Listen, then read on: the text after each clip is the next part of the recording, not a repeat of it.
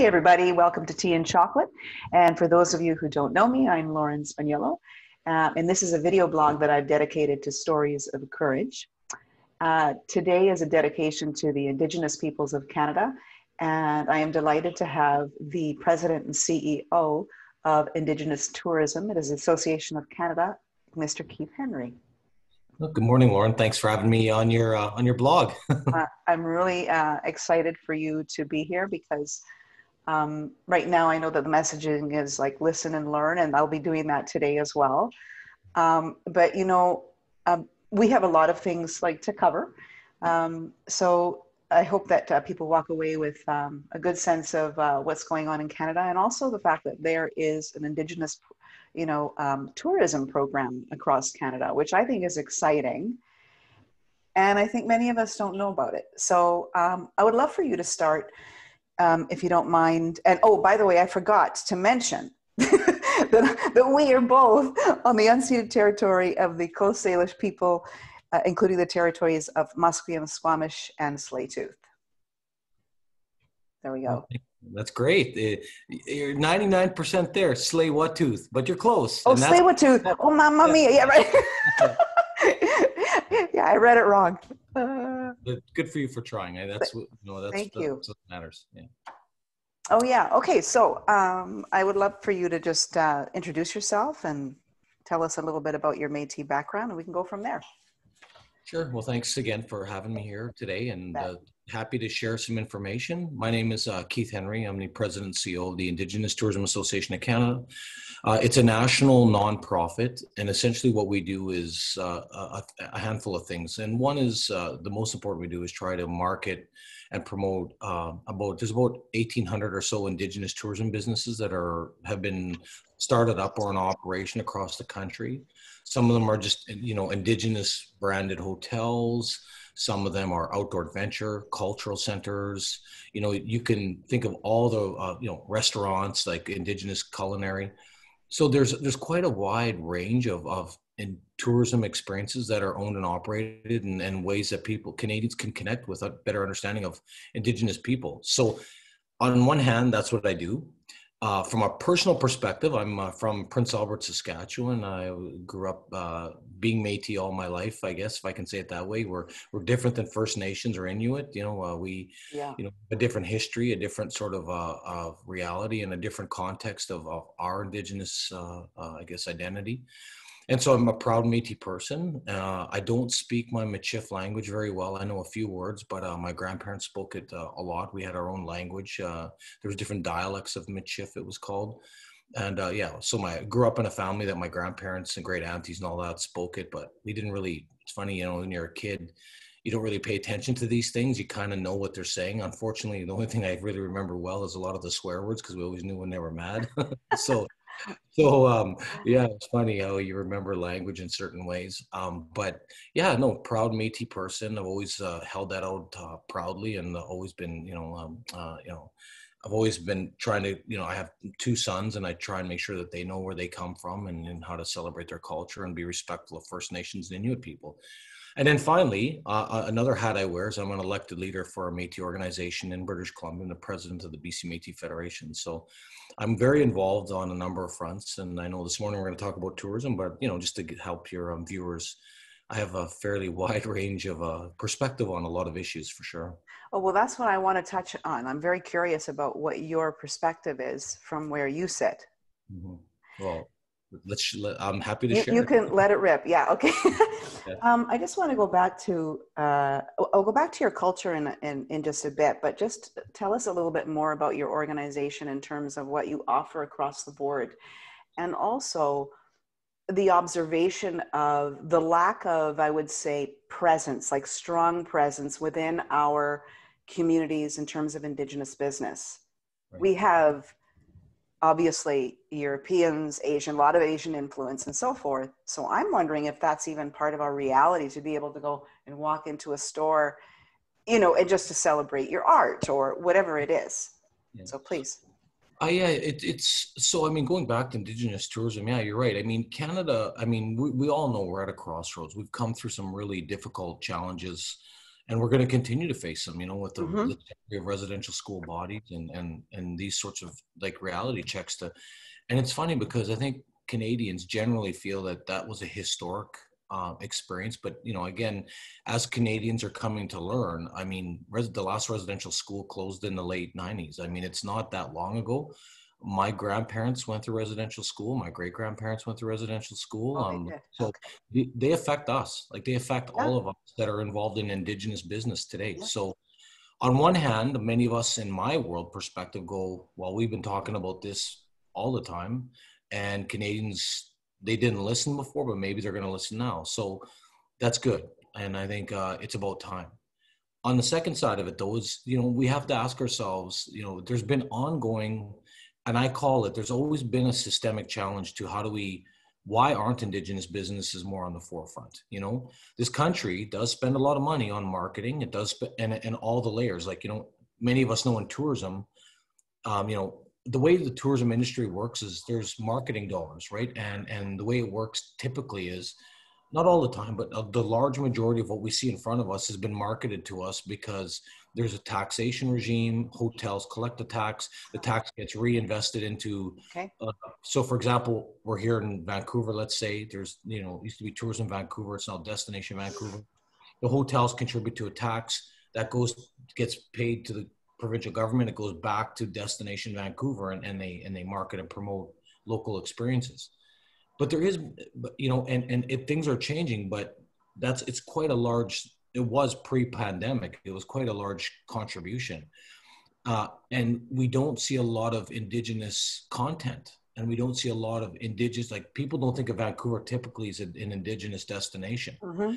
whether it's Canadians or the world. And Mm-hmm. yet we have product here, or if I can say it that way, I'm talking commercially now, but Yes. we Yes. have Takaya Tours in North Vancouver. We have Salmon and Bannock, which is a great little boutique restaurant downtown. We have Yeah. Squatchai's Lodge, which is a hotel down on Pender, owned and operated by Indigenous people. We have Squamish Cultural Center up in Whistler. We have the Musqueam Cultural Center here. We got the Museum of Anthropology, which isn't Indigenous owned, but it sure promotes a great Indigenous exhibition. I Mm-hmm. mean, and in Stanley Park, there's Talisay Tours. And that's a guided walking tour. There's a number of great, what I would call world-class experiences right here in Vancouver. So the job we kind of do at ITAC is we do some of our own marketing as a national body. We work with a layer of other Indigenous provincial territorial organizations to help continue to elevate.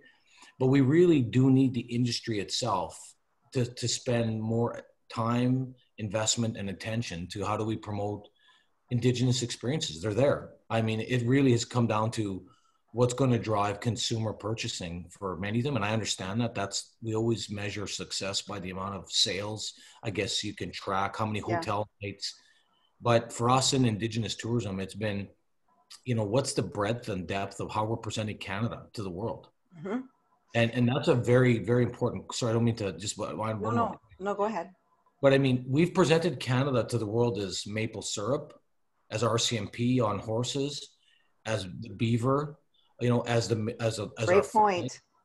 but where is our the truth is, Yes. this land was settled since millennia by Indigenous people, and the weird thing about it is we've been because of ITAC and the Indigenous Tourism Association of Canada and our partners, we've been researching, like, it's not like consumers don't demand it. So it's 1 in 3 international visitors wants to add an Indigenous experience to their holiday or their itinerary or their business trip to Canada.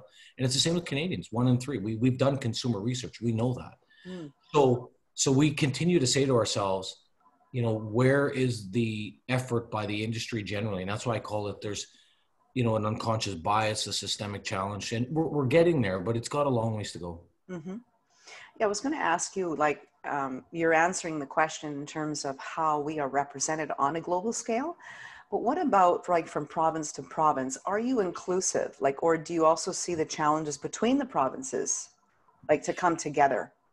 There absolutely is. It's not the same. That's the other, like, as ITAC, we try and organize a national strategy, right, for growing Indigenous tourism, Right. supporting local development at the Indigenous community level, to becoming businesses that are from a tourism lens, more what we would call market and export ready, because you have to be able to work with travel agents and wholesalers. We know that.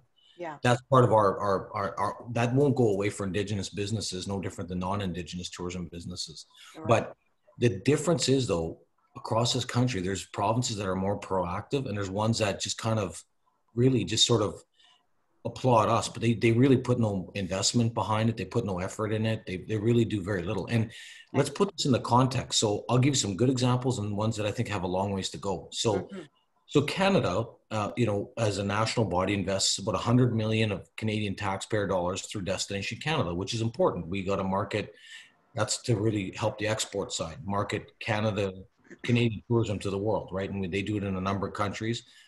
And as Indigenous Tourism, ITAC works closely with them. But you know, that's 100 million is really driven by whatever their priorities are, right? And we try and influence it. We try and support them. We're good partners with them. Don't get me wrong, but we seriously don't have the resources to go into like China or into the US or into, some of these, well, maybe not. China's been a growing market, is why I said that pre-pandemic, Mm-hmm. but the UK, France, there's some Germany, we have there's about 6 core international countries that really, we could spend a lot more energy and resources and probably get way more paying customers to come to Canada in the future. So that's one thing. So we're working on that partnership, and it's becoming better by the year, but we've got a ways to go still. And then we take British Columbia. Well, British Columbia, through that hotel tax I was talking about, the province of British Columbia invests, on average about 60 or so million dollars into what we call Destination British Columbia, is the provincial marketing organization. And they work with Destination Canada. And then they work with Indigenous Tourism BC and us. So that's kind of working, because they invest about $1 million of their budget towards Indigenous tourism. To me, it's a step in the right direction, but it's not, $1 million for a significant budget like that. It takes money to market and promote, and it hasn't really changed much over the years. I know there's a good relationship wise in the staff. We all talk, and it's healthy, but there's a lot more potential there if there would be a more investment priority. Mm-hmm. Then you take a place, and you see provinces where they haven't really done even what Destination BC and the province of BC has done. You take, Northwest Territories, and a great, beautiful territorial province. There's a lot of Indigenous businesses there, a lot of Indigenous product that's been evolving, a lot of Indigenous communities. And that's really more for the export side, like to bring particular people to Northern Canada. That's really been more of we've seen a lot of Japan, China, a lot of US customers, particularly want to see, Northern Lights and Aurora Village, and they want to get the Indigenous story with it. So that's been a really big sale for us. But Northwest Territories has taken the approach where they just want their government to run everything, and they don't want an Indigenous-led strategy. And that's what I'm really getting at. There needs to be an Indigenous-led strategy for our communities and our businesses to buy in. And it's not that NWT's like bad. It's just that it's from an ITAC perspective, we're always trying to balance, like, okay, how do we help promote without, getting into some sort of weird political difference of opinion with Mm-hmm. these marketing partners and Yeah. organizations. It's a really tricky dance for us, if I can say it that way. Yeah. I was going to say that dance. Yeah, yeah. Okay. Very interesting. Thank you for that. Um, Out of curiosity, when you think about the true essence of Indigenous and the meaning of Indigenous, when you are representing Canada around the globe and you've got this sort of history behind us, and yet the image is completely the opposite of maple syrup and so forth, what does that feel like? It doesn't feel very good. Yeah. I mean, I guess, sorry, I guess I'm answering the last part of your question, but it feels good when ITAC is with partners or our Indigenous provincial territory, and we're Understood. there, and we're in trade shows, and Yeah. we're working with those Yes. travel agents, and we're working together as a team, and there's truly a team that we're all in this together, because we can't sell, for example, we can't just sell typically an exclusive Indigenous holiday to, say, down in Dallas. I mean, Dallas people that want to come to Canada are going to want to go to Banff. They're probably going to want to go to and see some of the iconic things of Canada that we all need. But what we do is try and make it even more incentive to come, right? And so we need to work together, right? And that's been it's getting better over the years, but I've been involved in Indigenous tourism since 2005. So, Yeah. and I've been Wow. specifically leading a number of initiatives, and I would say that it's come a long ways, and we still have a lot of room for improvement, and Mm-hmm. because it feels good when we work together. It feels good when we're mutually investing in what needs to happen. It feels good when we have support to stabilize and rebuild. But it doesn't feel good when people just say, "Don't worry, we'll do it for you. You just sit there." And that's been the patronizing attitude of the industry for a very long time. And we have to kind of we've been kicking that door in and pushing it down, saying that's fine. You do that for the businesses, but we speak for ourselves and we stand on our own 2 feet. And I know it's cliche to say that, but we keep saying to the industry, we don't need a handout. We need just a helping hand. We understand we're business people, whether we're First Nations, Métis, Inuit, whatever community we're from. We have very savvy business people that understand how to run a business, and we just need to be seen as equal partners. And that's really where things are getting there. We have a ways to go though. Right. Okay. Well, that's great. I hope that I can appreciate the fact that you probably are experiencing, it sounds like, bureaucracy and just some political tension. And I do hope that that it improves for the sake of, the Indigenous community and for all Canadians. Well, and globally. And I don't think, and hopefully your viewers will realize, our industry is big business for Indigenous communities here in Canada. We were a global leader pre-pandemic. I mean, our sales and direct GDP were about $1.9 billion. And now tourism itself is worth about 100 billion pre-pandemic. So we're about 2%. But if I can just follow me for a little bit here. Yeah. The reality is what we're trying to aim for is we're not executing on the full 1 in 3 potential, right? I mean, so how do we get to that, 25, 30% GDP marker? And it's going to take more businesses, and we don't have enough businesses to provide the different itineraries in all parts of the country for visitors. We don't have enough investment for marketing because we're just simply our annual budget pre-pandemic is about, basically about $5 to $6 million. And that includes staffing, some marketing programs, some development programs. So very modest budget for a national body.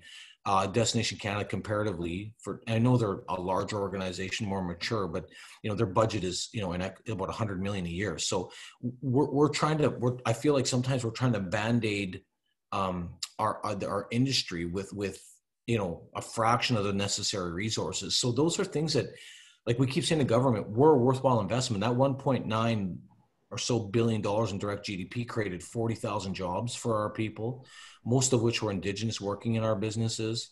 It supported 1,900 entrepreneurs. I mean, so the economic payback comes back tenfold. I go back to, if you look at our annual budget was, 5 or so million pre-pandemic, 5 to 6 million, depending on different programs that would come and go. We put back into the economy 1.9 billion. I mean, and so we've been keep saying to government, we're a worthwhile investment, and the economies are changing. I mean, many Indigenous communities not so much as pre-COVID, but just the last number of years, our big economic drivers were oil and gas, forestry, fisheries, many mining, many of the other natural resource sectors. But what I'm seeing now is a significant shift even within that Indigenous communities that they're realizing, oh, wait a minute, some of our strongest resources is just sharing our culture through a variety of business means, and people will come pay for that. So we've been working, that's part of what ITAC does in addition to marketing. It's also helping our communities understand the potential of Indigenous tourism. Excellent. Thank you for that. So on that note, should we move on to some hot topics? Well, last thing on tourism, I would say to people, we package, we provide people a simple purchasing option. And I just ask anyone that's watching, on this video, your followers, your network, go to destinationindigenous.ca, and take a look at what I'm talking about. We've got videos, we've all sorts of content there. We've created a new brand. I love our new brand. It's called Original and we switched to that concept of this tagline because we used to be authentic, and everyone uses that word. It's so overused now that it's lost its meaning for what it is we're talking about. We are the original Canadians, if you will, before Canada was a country, roughly about 150 years ago. So, I mean, Yeah. we're trying not to we're just trying to put everything in the context that there is an original story to this country. There's original people. I mean, that's sort of the sort of notion of this original campaign. And so I'd ask people go to destinationindigenous.ca and think about how you can find a local business and just go try one business, give it a shot. I think people will be very surprised at the level and the breadth and depth of what our businesses do. By the way, I'll be noting those links and websites in our in the blog. Well, what's interesting is that when you're asking things or whatever, it sounds like the culture comes from a real place of humility. It is. We can't Disneyfy our culture. It's really an honest sharing. It's an honest.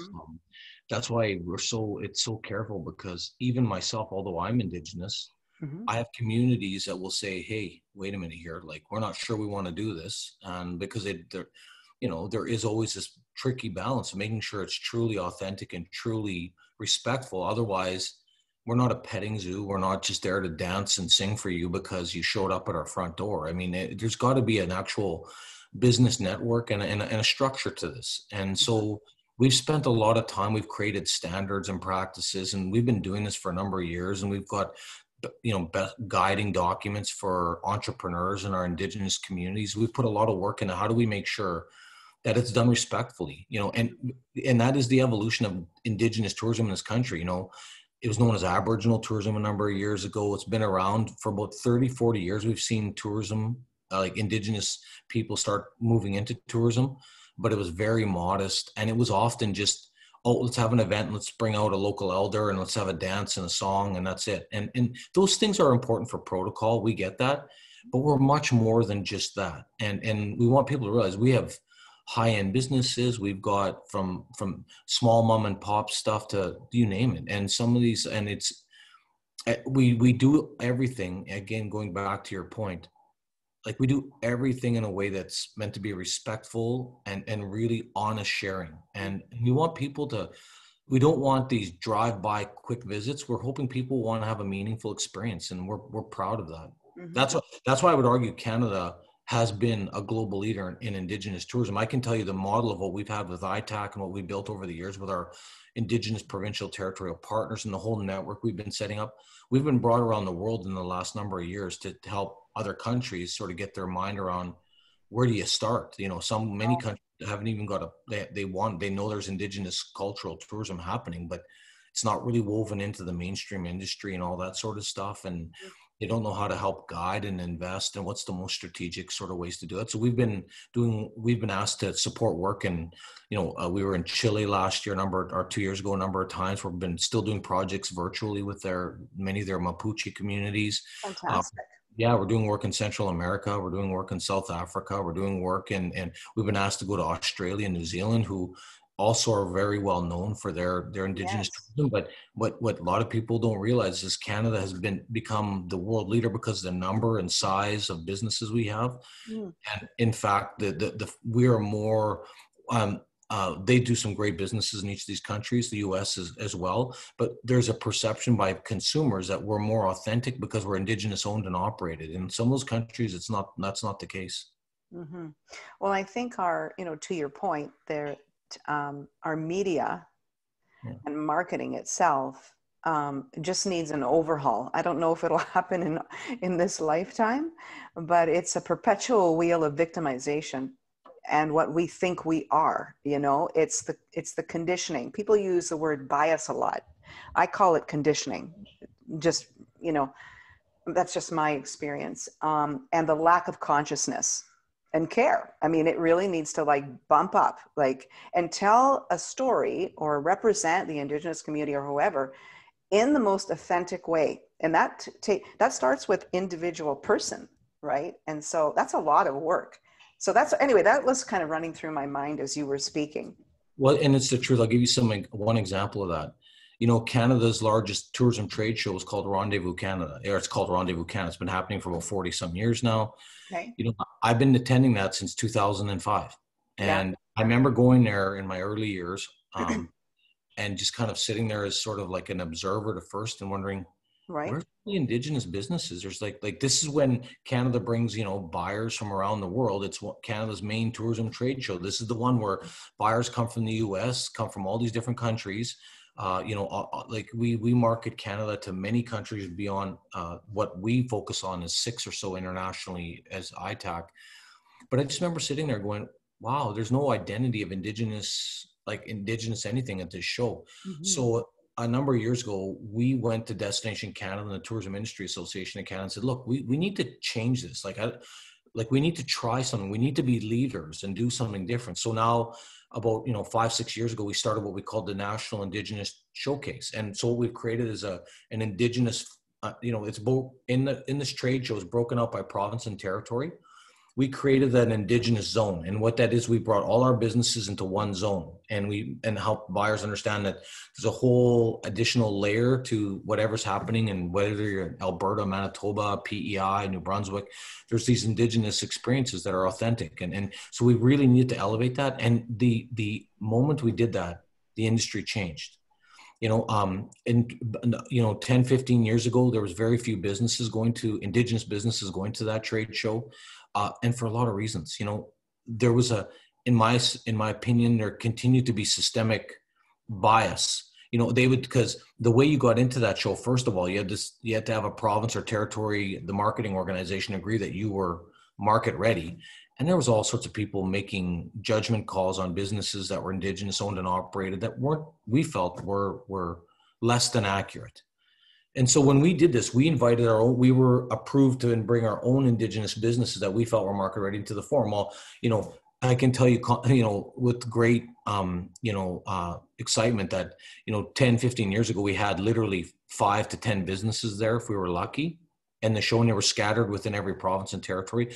We now have trade shows where, pre-pandemic, and we're going to bring that back, of course. We had one virtually recently with the show, which was interesting. Mm-hmm. But we now have basically representation for over about 250 businesses at that trade show. And it's a major showcase. And we've showcased culture throughout this. And the world's starting to realize, wow, Canada is really an Indigenous destination. And so it took us doing that and leading the industry by the hand. And that's okay. That's what we want to do. But I mean, when I talk about systemic challenges, those are systemic challenges. And there was a bias there within all of the industry. And part of it is because there's not Indigenous representation on their boards. There's not Indigenous participation in their membership programs. It is what it is. And so we've been trying to, again, I guess, course correct that as best we can. Mm-hmm. Well, the organization is very lucky to have you. You're very passionate about it. and Canada is lucky to have you there. Well, well, thank you for saying that. Yes. I don't see it necessarily. Well, I guess for me, and many of the stories of my staff, our board, our business owners, they're very similar. We all faced racism. We all did. I did. Like growing up in Prince Albert, I definitely felt it. We were half breeds. We weren't even. It was like, to some in my Métis world, that's sort of almost a term of endearment if it's said in the right way from your grandparents. Yeah. But when someone says it to you that's not Indigenous, that's not it's not a positive way to describe someone. And so, I saw my grandparents. They never really were proud of being Métis. They made a lot of statements to me as a child that I remember very clearly. And a lot of us are very passionate because it's our lifetimes we saw this, and there's still a lot more to healing to do. And I think of all my work that I've done, I'm a degree teacher. I was going to be a teacher, and I did 3 years of that, and I enjoyed it, but it wasn't really my thing. To everything I've done on Indigenous economic development, every layer of service you can imagine. I fell into tourism 15 or so years ago, and I've never looked back. It's been the most effective, rewarding way we can share culture and help Canadians in the world understand who we are. And I think that's why I'm so passionate about it. Yeah, I think what's really important is the word culture. That's really missing in the narrative today because we're focusing on skin tone a lot. So we'll get into that for a second. I just wanted to read some Métis because historically, right, you're saying your grandparents went to residential schools, right? Day school. Yeah. Pardon? Yeah, they were in day school. They were Yeah. in day school. Did they have those experiences, if you don't mind me asking, those that are sort of that we're hearing about? Well, they never really talked a lot about it, but I can tell you this: the Catholic Church had a dramatic impact on them, and I don't know if that was good or bad, but I know as a child, you know, they were told that my grandma used to say to us, the word she would use was, you don't want to be Indian because you'd be en sauvage. It was a Métis French sort of dialect for her, and it was like we were savages, and Yes. so this is the kind of ideology that was planted in those kids that went to those schools. And Right. so, Right. so you think of the damage that was done by the Catholic Church, and they were devout Catholics. My great grandparents were. This Um, is that's very interesting. yeah, like I mean, they indoctrinated into the thought, the ideology, the faith, the religion. Which I'm not here to knock any religions, but I can see the footprint of what that experience did to them. Right. They never talked about abuse, but I can tell you my grandma and everyone, they were very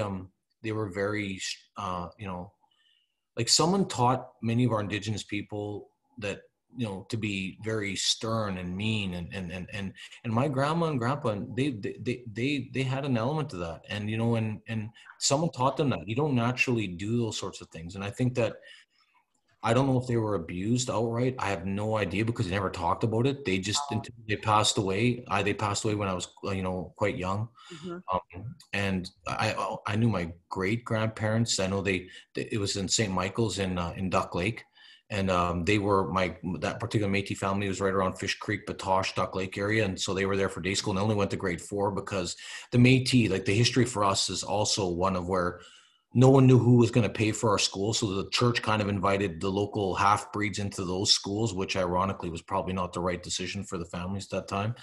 But we've had a really storied history as Métis people, and those are, so I would say that the impacts were profound. It influenced the way they looked at the world. It influenced their religion. It taught them that their language wasn't important. It taught us that Hmm. being Métis was a kind of like a savage, and and Hmm. and I heard that. Like I heard that directly to my ears. So it's never been lost to me, and that's why I keep saying, or I said earlier, that's Yeah. why this is so important to me, because Yes. that's not right.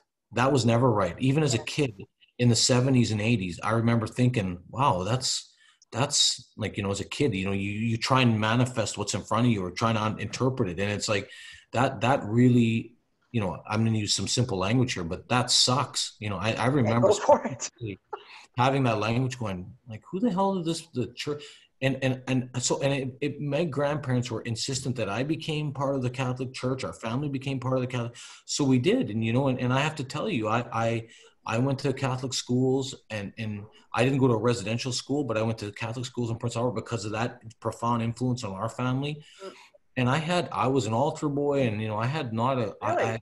yeah, I had a I will never forget this story. And this is why I always think about how my family and people learned to be violent and mean, because I was a Catholic choir boy in the late 70s, early 80s, and I had a priest absolutely beat me and just slapped me senseless because I'd Oh, I was scream. not expecting this. Okay.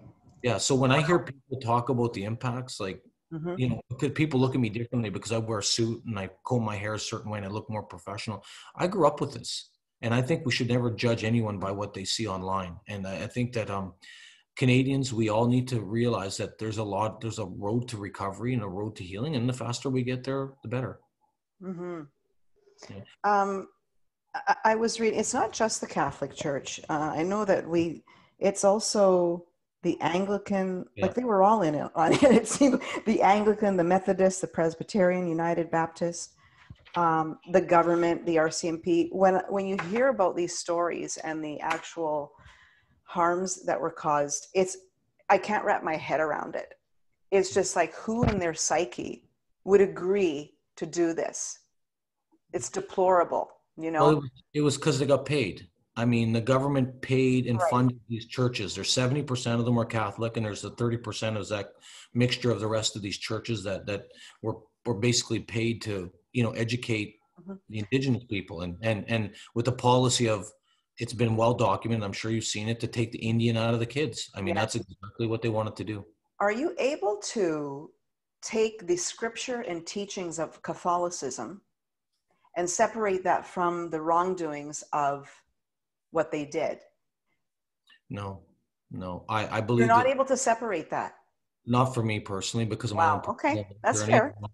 It's not that I don't want to support the church in a lot of ways. Like in a lot of ways, I still consider myself a Roman Catholic. I just think there's a lot of bad people in that institution that did a lot of bad things. And Yes. Yes. I haven't stepped foot back into a Catholic church ever since that event I'm talking about. And I know my grandparents suffered the same sort of kind of treatment because they spoke their language.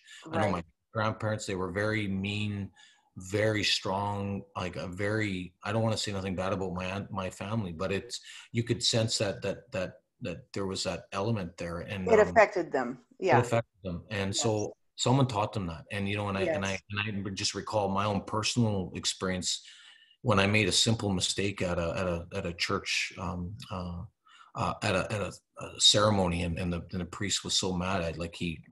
I've never gone back there. And to this day, I refuse. It's not that I don't want to believe in higher powers. I don't have certain faith and religion in my own back of my mind, but I'll Right. never forget that. And those are the things that we can't forget. That's the true experiences many Indigenous people had. Right. There is in my learning in this, there is a group of Catholics for Truth and Reconciliation. So there are a group of obviously Catholics across Canada that obviously feel confused. These are folks that are completely dedicated to spiritual practice. And they certainly acknowledge, as I was reading online, that this is it's wrong. Obviously it's fundamentally wrong.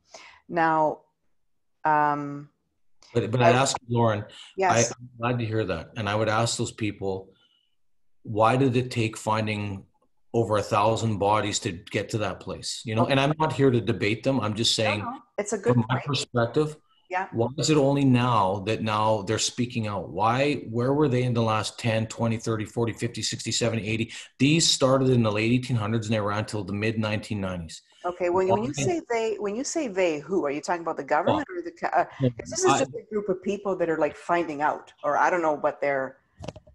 I guess what I'm saying, it's the push and pull of this thing. I'm saying to those Catholics Oh yeah. that want us, that are confused, and I'm glad they are, and I'm glad they're questioning, and I'm glad they're asking their institution, Mm-hmm. why. But the other side of it is, Indigenous people have been talking about these stories. This is not new. Just now, for some reason, the Canadian public's paying attention because of the Understood. bodies found. So that's hard for us. That's Mm-hmm. hard from an Indigenous perspective to. Right.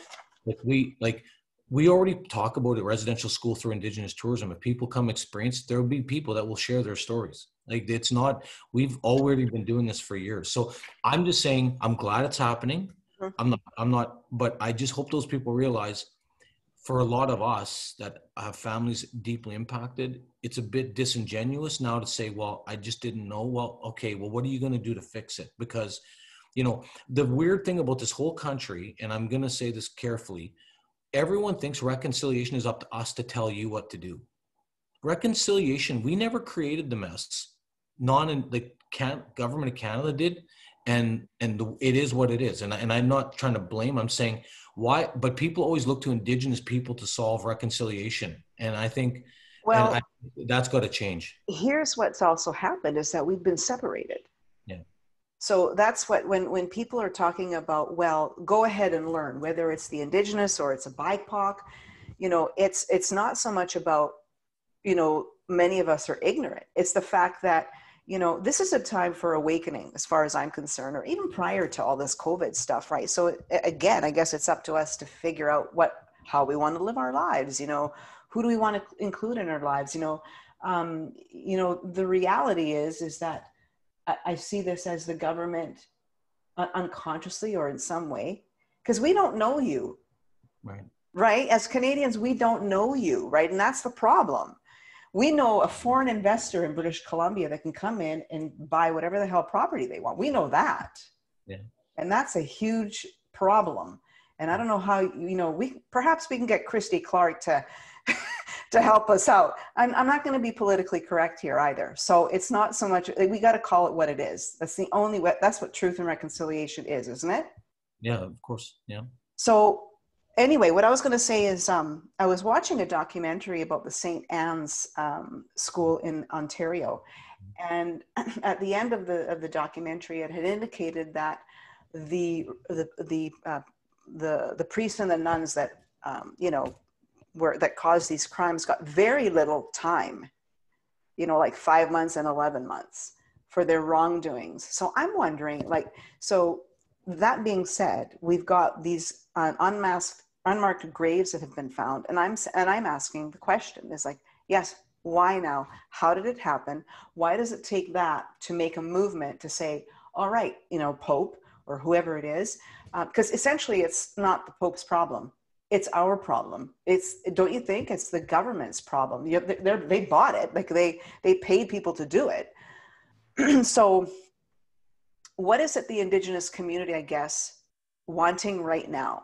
Like, because since you knew about and I don't mean to sound like callous, I'm not, because I am very curious. I think we're all curious. Okay, well, why has this been sitting and nothing's been done about it? I mean, it's pointing fingers isn't a great idea, but we do need to get to the root of the issue. Otherwise, it's just going to continue and perpetuate. Go ahead. Sorry. Well, there's a few things. I think I'll share my perspective. There's going to be different Indigenous answers to this, but here's what mine is. Yeah. I think we just need to continue finding and make sure we respectfully find all the bodies that need to be found. We know it was one of the Truth and Reconciliation. A number of the recommendations actually point to this. So we're glad to see. I'm personally glad as one of the Indigenous people in this country and running one organization that yeah, absolutely, I'm happy to see that. But what I'm asking, what I'm hoping Canadians do now with my tourism hat on, I want Canadians to realize we want to be your friends. We want to be your neighbors. We want to be equals. Come spend a day going to some of our businesses, support our business. We don't need you to feel sorry for us. We need to be part of entrenched in all your community thinking. We hope you'll try and take I really appreciate you took the effort to actually acknowledge territory. That's great. That's, it's simple gestures of friendship and kindness and respect that make the difference one step at a time. We're not going to solve this in one fell swoop, and we're not going to point, as you say, point fingers. And like you, I'm also saying I find it very interesting that the government's pointing at the Pope to the church to apologize when I think the government is the ones that paid and set the policy in place. I think the source is here and we need to solve it here. Now, the government can't go back and just give a bunch of money out. I'm not saying that, but what I'm asking Canadians to do is support Indigenous businesses. Get out, try and spend some time there, go to a cultural center, learn something, look on Destination Indigenous, get involved, and together we build a better country. Because I know at odds and pointing fingers is not the way forward, because I've been around my work for too many years since I was a kid, and it's never gotten either side anywhere and being adversarial. But I honestly want to say to you though, in your network that may be watching this, we don't want that either. Like, we want friends, we want partners, we want people that believe in us, we want allies. And I think that's all we've ever wanted is mutual respect. That all adds up to mutual respect. And I think the faster we get there and continue to get there, the better. And I got friends in my own network, not non-Indigenous, that say, oh, I feel so sorry for you. I understand that. And I'm glad you feel that, but that's actually really not what we want. What we want is you to support us. What we want is you, and I have to be self-serving because that's my role in my work I do. Like, hey, go visit a business, do something. Like, you want to have lunch, go spend money at Salmon and Bannock. You want to go do something fun on the island. There's Indigenous businesses on the island that have businesses. Like, take a look, do a little research and get involved. And then together we solve these issues together. Thank you for saying that. I'm going to bring something up about feeling guilty.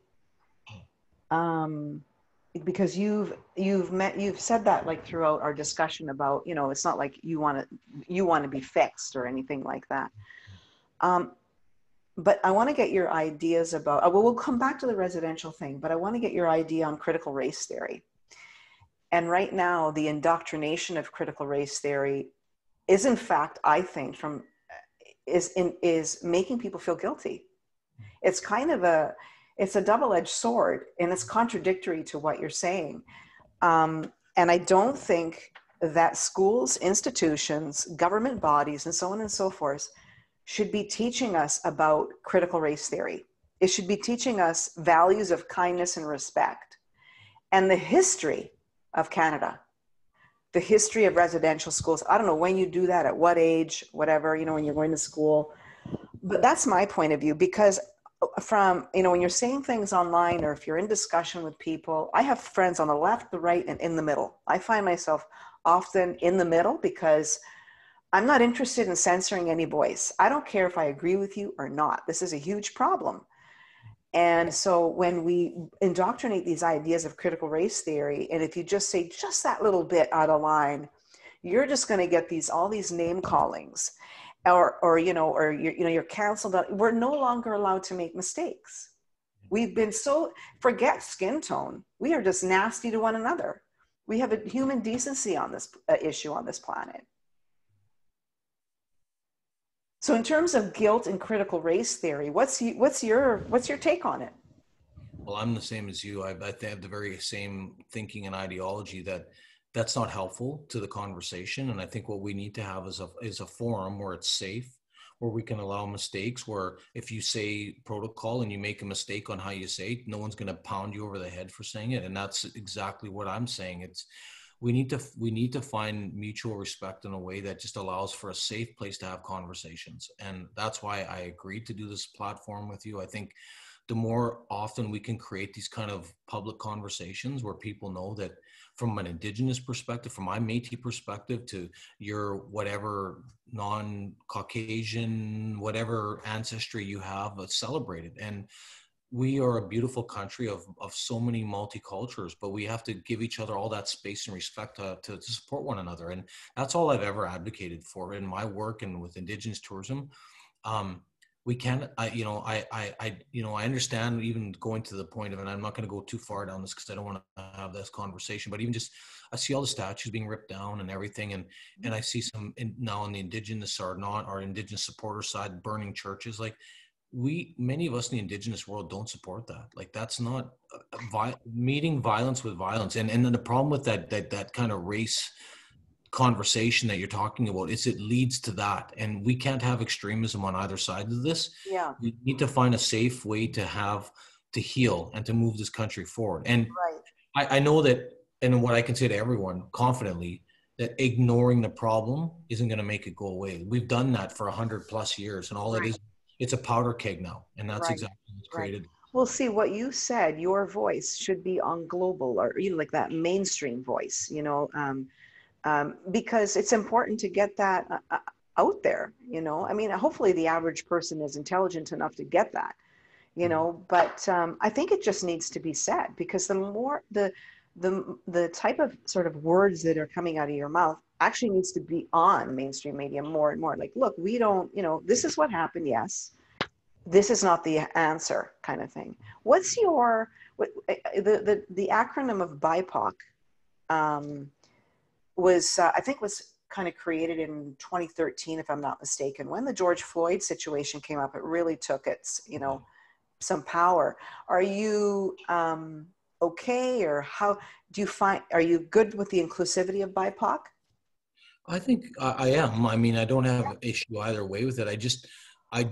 What I become concerned with is when we equate some of those sort of groups or the taglines and all that with some of the violence that we see, and we don't, like, I don't support that. So it's like, I agree with BIPOC, and I agree with the concept, but I want us to get to a place where we're welcoming people into our, if I can say, as an Indigenous person, our teepee or our longhouse, or like, we have to have a place where Canadians feel safe, and that if they make a mistake, it's okay. And that's where as long as these organizations and movements, like I've been part of online discussions with BIPOC representatives, and it's been really healthy and really good. But we all spoke in the same way. Like, the problem is, I think sometimes we all see these limited images on the media, and it's often not really the more middle ground view of things. It's often the far left or far right or whatever in between. Right? Yeah. And so that's why I don't want Canadians to, and anyone that's watching this, to understand that we just want a healthy, better tomorrow for our kids. Like I have two boys. Yeah. Many Indigenous people are trying to hold onto our culture as best we can in a changing world. Our world's changing all the time too, you know, Yeah. and we're trying to hold on, and we want us all to support that, and we're not asked, you know, we're just again trying to find ways to give. We think Indigenous tourism is a very safe space for Canadians to come learn. That's why we think it's so important. Oh, I think it's brilliant. Yeah. So I'm just going to read off a few things. That there are over 50 different languages that are indigenous to Canada. Canada actually comes from the St. Lawrence Iroquois word Kanata, Kanata, Yeah. which means village or community. Yeah. Yeah. I when I think about that, I'd be like in the dream world, it would be, God, I wonder what it would have been like. Yeah. You know, if that history wasn't there, like, wow, we would just probably be, I don't know, beyond dynamic. Well, there's a lot of like place names and things like you're talking about that people don't realize those were originally Indigenous names, right? And Yes. Yeah. that's some interesting examples. And I mean, yeah, there's some.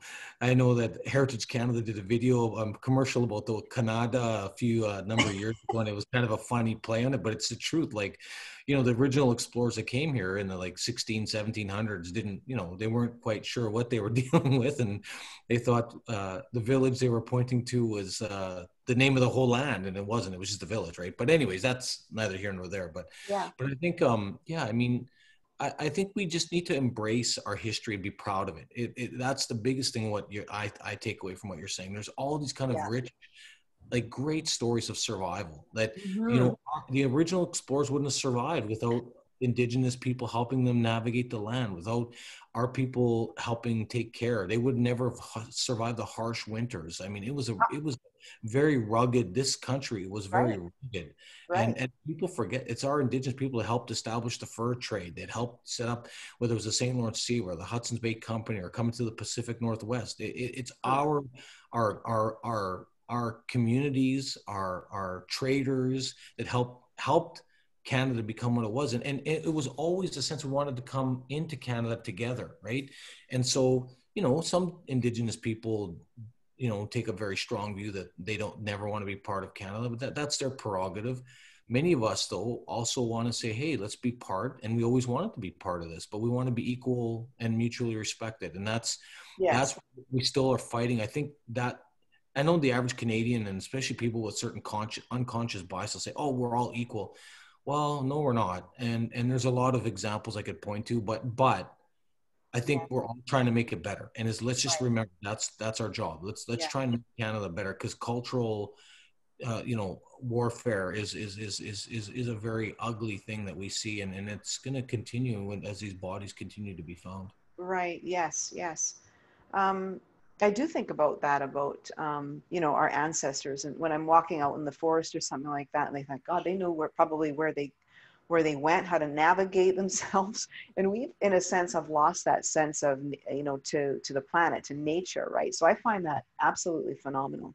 Well, I think just one quick thing on that. That's why I love about Indigenous tourism, and that's what we're seeing in some of our consumer research. Is there's a growing global consciousness that, geez, maybe this Indigenous way of life of protecting the land and the water is something we all need to work towards. And we actually saw that in some Absolutely. research we did in the last 8 months. That's why we're saying, look, if you want to better understand it, there are lots of businesses that can share those thoughts, insights, and, you know, and help just like we just see that COVID-19, for all its damage that it did Yes. for us. It actually maybe helped Canadians in the world realize that we need to embrace Indigenous values a little more. And if that's what comes out of this, a little bit, I Yeah. mean, that's a better future.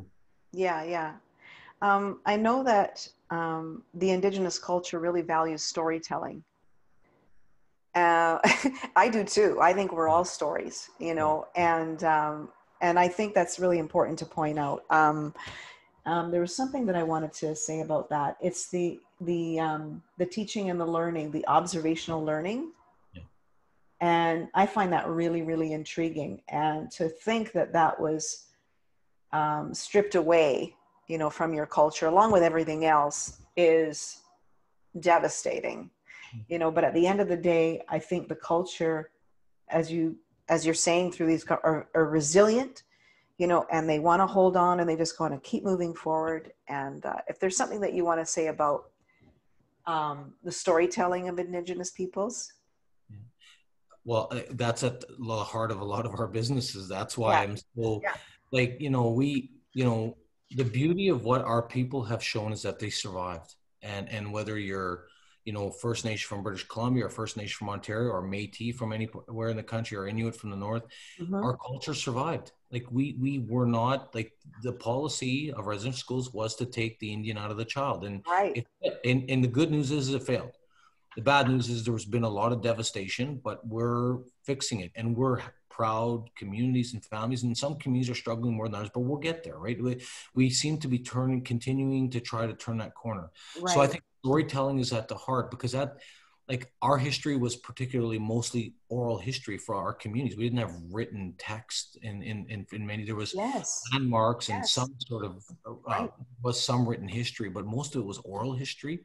And the storytelling teaches about how Canada was created, and it teaches us, like, it was used to teach children, values, and hunting, and all these different things that we lived our life as Indigenous people. And I think that's you get involved with a lot of our businesses, and you get we have guiding tours. And I use the example because we're here in Vancouver, Talisay Tours in Stanley Park. That's exactly like Candace Campbell was like, she's from one of the local communities, and she has her and her staff, they actually talk, like, it's a guided tour to the park, storytelling. It's exactly what the park was before we see what we see today. It wasn't that.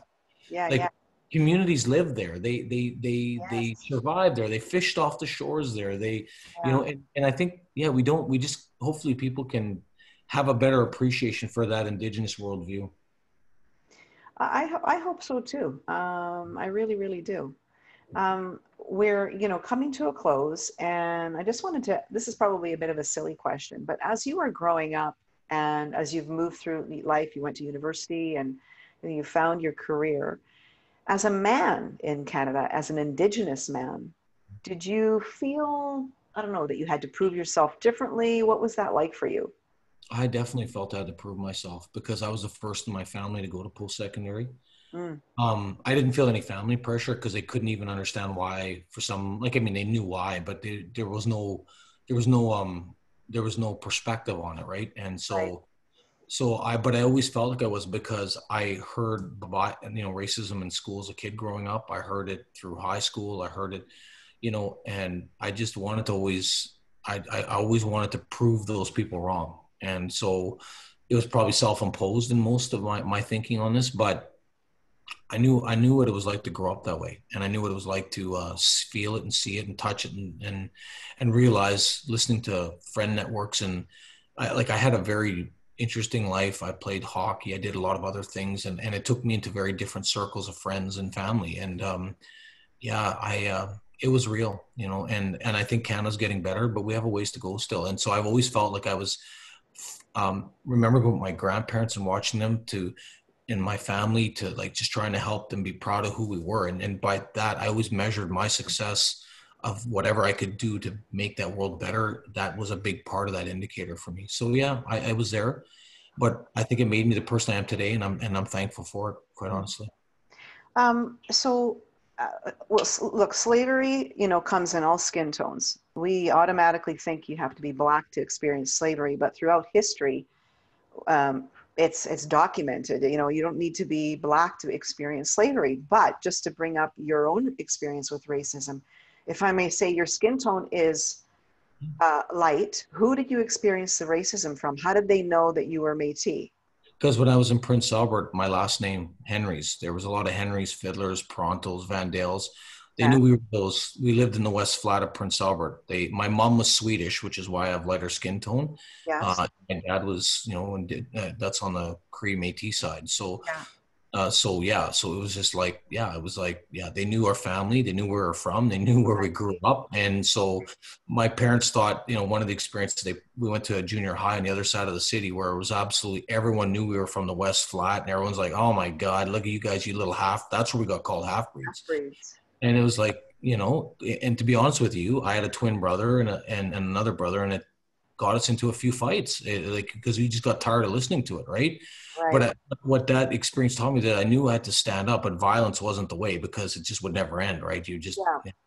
but yeah, 100%. Like, it's just, but then that's the interesting thing. Like, even in Indigenous communities, depending on intermarriage, whether they're First Nations, there's First Nations with white, look like you can't tell by skin tone.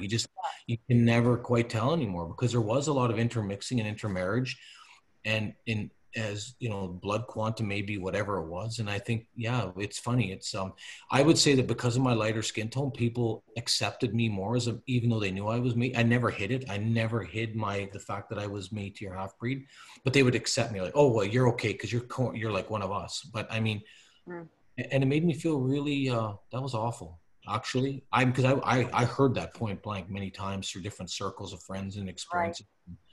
But yeah, like, it was it made me want to fight that stuff. It really made me want to fight and make a difference. And I'm just trying to do what I can as one person in this country. Mm-hmm. Well, thank you for sharing that. Yeah.